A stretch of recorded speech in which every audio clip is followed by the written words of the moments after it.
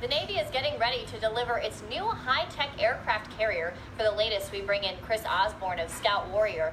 Chris, how is this new aircraft carrier different? Sure. Hello, Amy. Well, in a number of very interesting ways, later this year, the Navy will accept formal delivery of the USS Gerald Ford. It is the first in a class of next-generation high-tech aircraft carriers.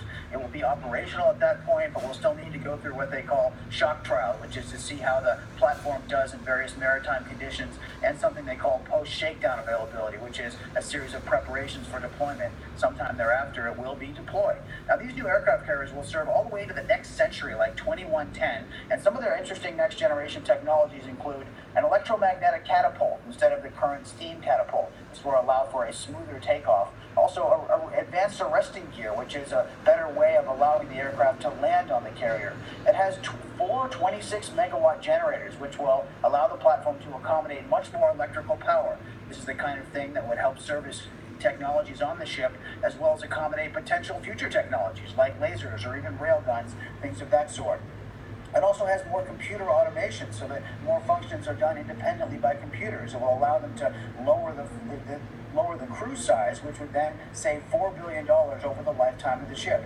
And then finally, it has a key thing, a bigger flight deck. The island is a little smaller. It allows for a 33% increase in what they call a sortie rate, meaning it can fly more missions and project more power over further distances with a larger number of aircraft. So these are a number of the very significant technologies that have been built into this new class of carriers. The second one, the USS Kennedy, is already under construction, and the first three should be here sometime within the next 10 to 15 years. Amy?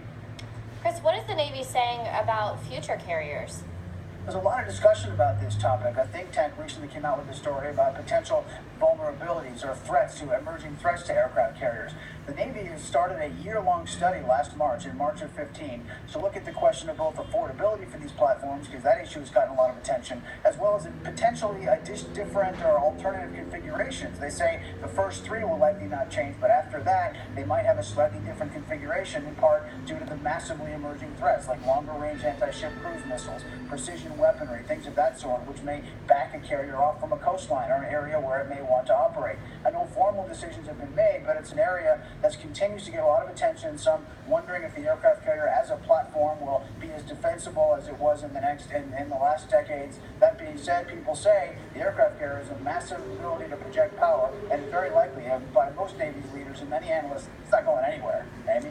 Really interesting stuff. As always, Chris, thanks so much. Oh, thank you.